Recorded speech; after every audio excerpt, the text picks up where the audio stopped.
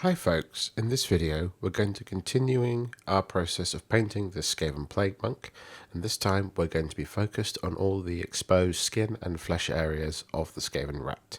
So without any further ado, let's cue the music.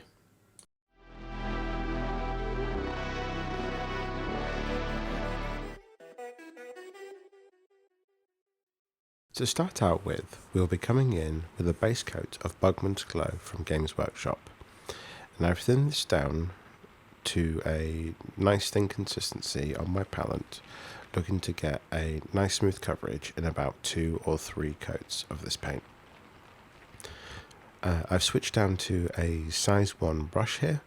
I want to use something that's got a nice fine tip and it's going to give me a lot of control over where I'm applying this paint. As with all the work we've done on the cloth, we want to try and be as neat as possible with this paint. And don't worry if you make any mistakes in this stage. Quickly rinse your brush off and wick away as much of the Bugmans Glow paint that you can off any of the areas that you've already painted. Anything that you can't get, don't worry, wait for it to dry and then come in and touch up with the base colour of the area that you've made the mistake onto, and this should now blend in quite nicely. And there's no real secret to this here. We're just taking our time and carefully painting in all of the areas with this Bugmans Glow that we want to be our flesh and skin areas on this Skaven rat. For our next colour, we're going to be adding a shadow tone to the skin and flesh areas of the Skaven Plaguemonk. And to do this, I'm creating a 50-50 mix of Bugmans Glow and Indian Shadow from scale 75. And I'm thinning this very heavily down with water, pretty much to a wash consistency. With this thinned mixture, I'm going to be pushing this pigment into the shadowed areas of the flesh. And when it comes to the tail, if you're not super confident in pin washing all of those lines into the tail, then that's okay. We can just do it as an all over wash, and we can neaten up with some Bugmans Glow later. But with these flatter areas of the mould, such as there's his ankles there, his hands, we can do a bit more controlled method of going in and pushing this pigment into shadowed areas. We are going to come back and neaten up with some Bugmans Glow, but the less we have to do that, the faster this process is going to be. So it's just a matter of looking at the model, working out where the light's going to hit, and working out where you want your shadow to be. And once you've worked out, it's just a matter of pushing that pigment into the shadowed areas. If you're really not confident in doing this, you can start out with this colour as your base coat and layer up using Bugmans Glow and any other further colours we can do in this tutorial, focusing on a shadow to light rather than starting with a mid-tone, working down and adding a highlight.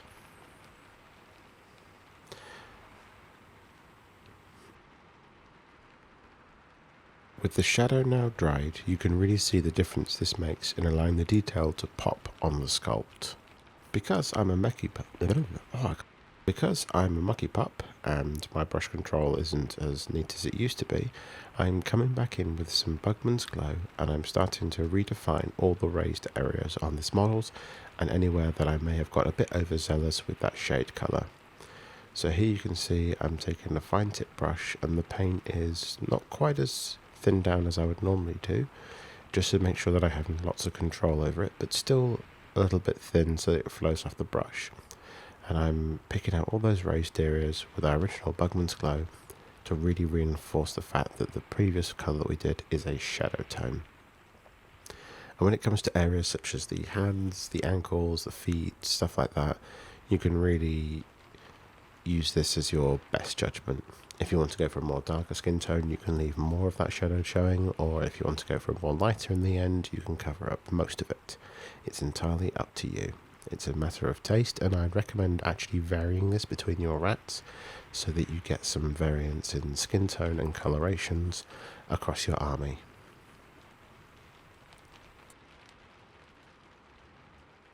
Our first proper highlight on the miniature, I have made a 50-50 mix of Bugmans Glow and Cork Brown from Vallejo. A Cork Brown is an almost identical colour to Cadian Flesh Tone from Games Workshop, so this is an ideal colour to substitute if you don't have the Vallejo colour. And what I'm doing with this colour is I have thinned this down to a layer consistency, and I'm looking to cover probably about 50% of the previously coloured area. The nice easy one to start with here is on the tail, and I'm going to start painting the areas of the bands and these ridges on his tail where the light's going to hit. So I'm leaving the underside in shadow and focusing on the upper side of those ridges. And for a stylistic finish, I'm going to do small scratches until I make my way all the way to a single colour at the end. And so I'm going to paint the end of the tail all in this colour. So what this is going to do is lead to a painting of ribs and ridges, leading to a soft fade transition into a paler tip of his tail. And when it comes to painting areas such as ankles, heels, toes, any other bits of the feet, hands and face, we're looking to paint most of these raised areas, leaving our previous colours in the shadows. We want to make sure that our previous two different colours are still visible, and we don't want to be swallowing up any previously coloured detail. When it comes to painting areas like the face, these Skaven tend to have really nicely defined features. So I'm painting most of the ear here, and I made a point to paint that big rounded area on his snout and draw a line underneath his eye on that ridge on this sculpted face. I'm going to highlight just a little bit on the inside of the ear where the light would catch, but I'm mainly focused on the top of his ear. And I'm not worried about the boils and any of the markings at the moment. We're just making sure that we're getting a nice even coverage. And I've thinned this down with a little bit of water. You may want to do a couple of thin coats, or you may want to do it in a slightly thicker pass. It depends on how smooth the transition you want to do with this skin colour. I'm being quite quick and quite bold with this colour here, so I've left this a little thick, and I'm probably only going to do the one pass. It's not thick enough that it's going to obscure detail. It still flows off the brush very nicely, as I have added some water to it, but not so much that you would need multiple coats to get a nice solid coverage. And when it comes to things like skin, you can get away with having not so solid coverage as well, and you'll just lead to some nice variations in the tone and colourage.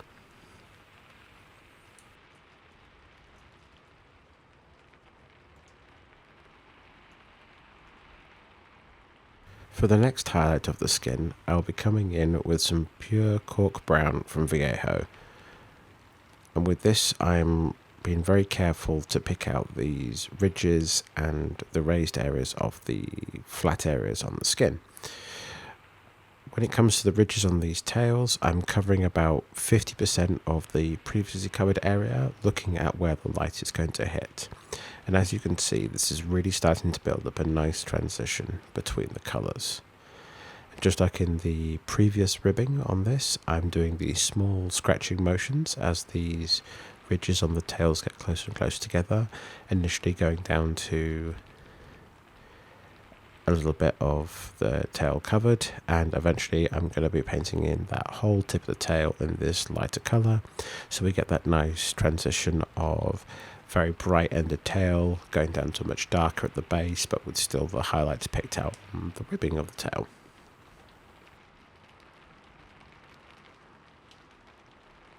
When it comes to picking out areas such as the ears and the face, we want to be covering much less area. I'm looking here at painting about a third of the previously covered area with this paint. As you can see, I'm picking out the eyelids here. This Skaven model has a screwed up right eye. It's almost swollen, and we're just making sure that we get that detail covered, but we don't want to lose any of that nice almost bronzed flesh tone that we've got going from our previous step. We don't want this cork brown colour or Cadian flesh tone to dominate our palette. We want to be using this as a nice warm highlight, but without losing any of our warm shadow tones that we've done in our previous steps.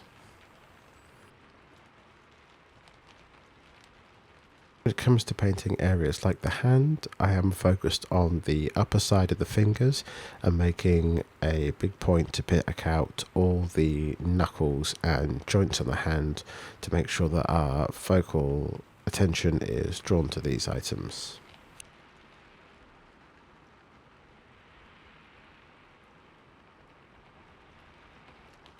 The last highlight in the flesh, I have made a very pale flesh mixture by taking some white and adding it 50-50 into the Cork brown from Vallejo. And as you can see, this is giving us a really stark desaturated flesh colour. And although I thin this down a little bit on my brush, I'm being very careful not to use a lot of it. As you can see, this is quite a strong, powerful colour, but the thinner I keep this, the more transparent this paste will be, which means that it will dry thinner and less stark once it has dried. And with this, I'm focusing on the more raised areas of the sculpt, so I'm picking out under the eye, along the bridge of the nose, picking out the sharp edges along his ears, and I will be using this to pick out all of the knuckles, just dot highlights down the knuckles. And I will use this as a fine highlight along those ridges on the tail as well. The trick with this is to not get too overboard and focus on areas where the skin will be stretched tight. Comes to painting the ridges on the tail, you can see that I'm painting a really small area here, and this is going to give that real impression that this flesh is almost greasy and glossy, and the light that's hitting it is causing this greasy skin and flesh to shimmer and shine, and it gives it that almost worm-like, disgusting feel that is really suitable for the Skaven Plaguemonks. And if you're so inclined, you can pick out large areas of the feet as well, and the tip of the tail in a more solid colour pass. It all depends on how pale you want your Skaven skin to be at the end of this. With the skin now complete, we can now focus on a few more refinement details. This Skaven has a little boil or pustule on its nose, and to do this I've taken a little bit of yellow contrast paint. I think this one was iyanden yellow, but you can use your favourite yellow contrast, and I've just dabbed a little bit over the boil area. We touch this with our really light skin tone, so this gives it this nice, swollen, infected look. I'm also going to add in some extra detailing on the snout of the Skaven by using some rinox hide and a fine tip brush, and I'm going to be adding some small dots underneath the nose and above the teeth to give the impression of whiskers onto the rat's nose. And I'm going to be doing this on both sides of the mouth, and I've thinned the rinox hide with a little bit of water, but I'm keeping this quite thick because I just want to be placing dots with this paint. It's important to keep a nice sharp tip on your brush, and this is a really simple step that adds a lot of detail. Staying with facial details here, I'm coming in with some thinned Screamer Pink from Games Workshop, and I'm going to be base coating the area which constitutes the nose on this Plaguemonk. A lot of rats have pink noses, and this Screamer Pink is a really nice colour to give us a foundation for a pink nose onto this Skaven rat.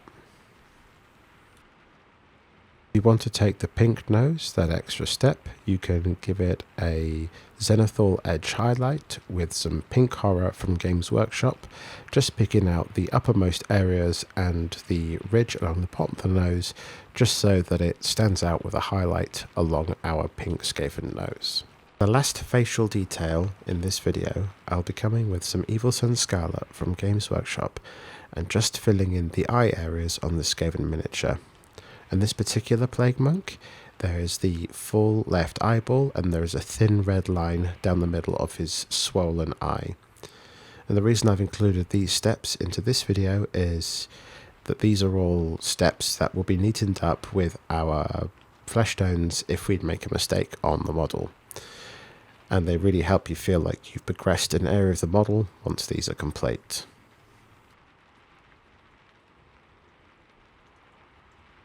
And with that, the skin and flesh areas on this Skaven Plaguemonk are now complete.